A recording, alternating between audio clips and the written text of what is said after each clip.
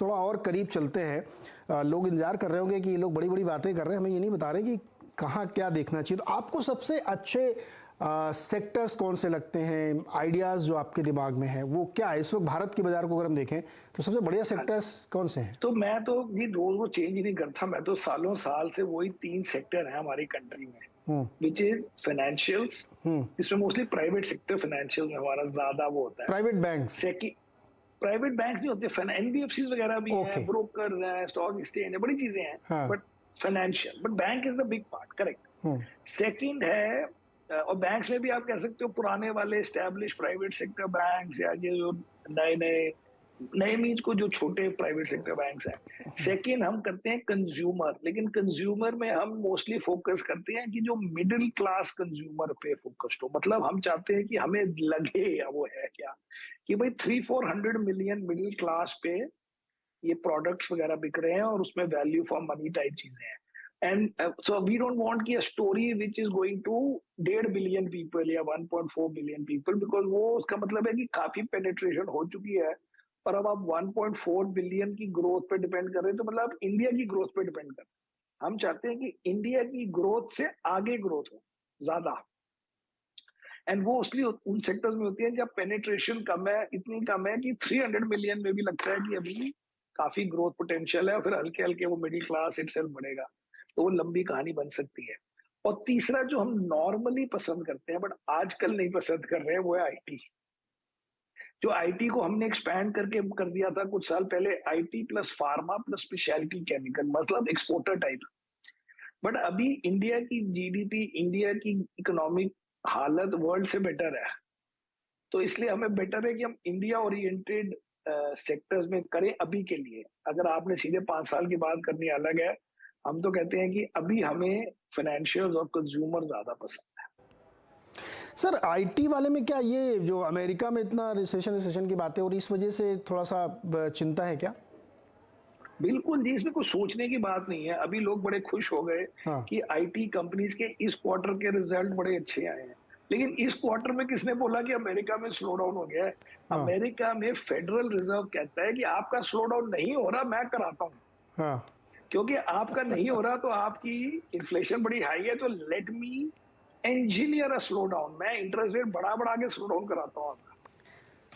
तो इस क्वार्टर में जो क्वार्टर खत्म हो गया उसकी रिजल्ट की एनालिसिस करके करें क्या?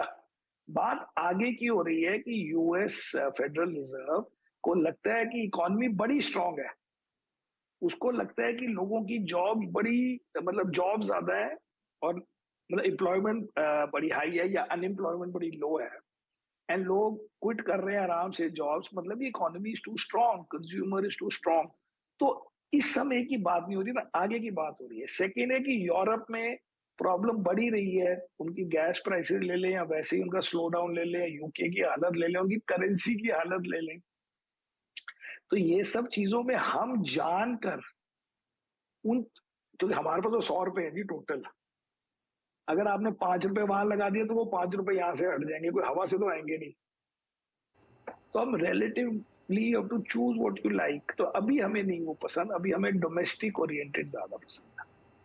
सर ये बताइए, जैसे कंज्यूमर आपने, अच्छा आईटी वाला थोड़ी देर के लिए हम लोग रखते हैं कि भाई इसमें अभी थोड़ा अमेरिका अमेरिका की चिंता है, डॉलर भी बहुत, हालांकि बहुत स्ट्रांग है डॉलर, लेकिन नहीं, जो, डॉलर का तो ये कह सकते हैं कि हमें फायदा हो रहा है करेंसी का, क्योंकि हम इंडियन हाँ। रुपी में कॉस्ट है, तो वो तो हमको थोड़ा फायदा है।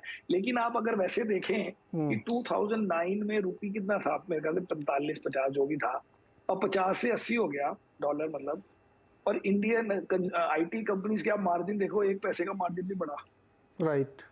वो राइट। घूम फिर के इन्वेस्ट, वो जो कस्टमर है उसको भी पता है कि आपकी डिप्रिसिएशन हो गई है भैया, वो ये पैसे कम करो हमारे, हमसे कम डॉलर लीजिए, क्योंकि आपको तो उतने ही रुपीस मिल रहे हैं। वरना आप बताओ, 12-13 साल में आपको नियरली डबल पैसे मिल रहे हैं उस डॉलर के।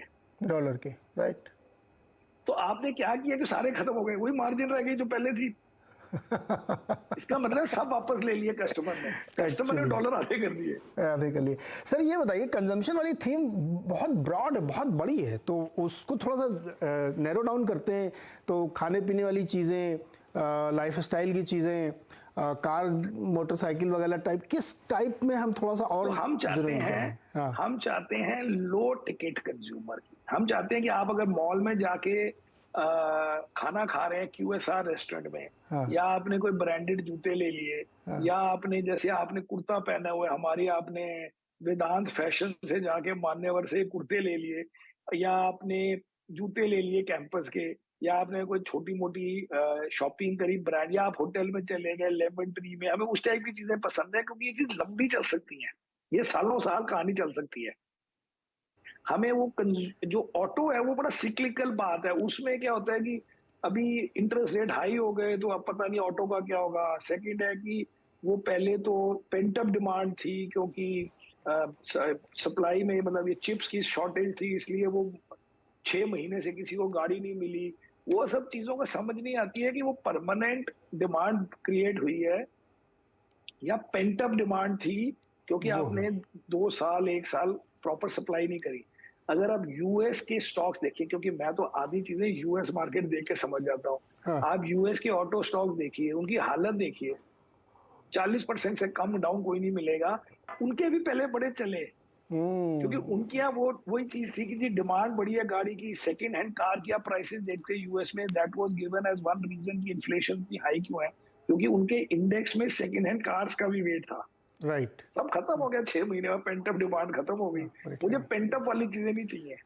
बिल्कुल सही कह रहे हैं सर मुझे आप। समझ ही नहीं आती किस दिन वो रुक जाता है, समझ नहीं आती। हाँ, किस दिन रुकेगा। और अब आईटी की जैसे आपने बात की थी, एग्जैक्टली सेम चीज़ है वहाँ पे। अब मेटा का, इंटेल के शेयर देखिए 50-50% नीचे हैं, और अपने यहाँ वाले स्टॉक हम में भी। हाँ, तो इतना हमें क्यों करने की जरूरत है? हम कहते हैं राइट, हमारी सस्ती सस्ती चीजें जो कस्टमर कभी तो कहेगा कि मैं कोविड के बाद बाहर आया हूँ, फिर कहेगा कि अब दिवाली है, फिर कहेगा न्यू ईयर है, ये सब चीजें चलती रहती हैं और ये सालों साल चलती हैं।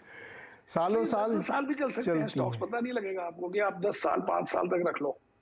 सर 40 लाख शादियां होती हैं भारत में हर साल, और उसमें हाँ लोग एग्जैक्टली। और हम कुर्ते बहुत कहेंगे पहनते कि हैं। और हम कहेंगे कि वो कब पहले अनऑर्गेनाइज से लेता था, अब उनको ब्रांडेड लेने की आदत हो गई है। और करेक्ट। बच्चों को पहले कुछ भी जूते पहना दो, अब वो एड देख के ऑर्गेनाइज करते हैं। अगर आप ऑनलाइन खरीदते हैं तो वैसे ही ऑर्गेनाइज चीजों से खरीदते हैं, क्योंकि हम्म, अनऑर्गेनाइज वाले जो लाखों में चीजें ये बना रहे हैं हम्म, वो मोस्टली ऑनलाइन सारे नहीं जा सकते।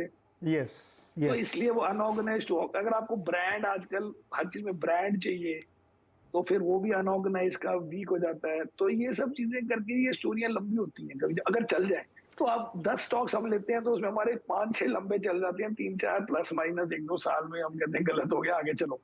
हाँ, नहीं तो ये बढ़िया है ना, प्रोबेबिलिटी अगर 60-70% बढ़िया स्टॉक चल गया, मल्टी बैगर हो गए, तो कोई दिक्कत ही नहीं है।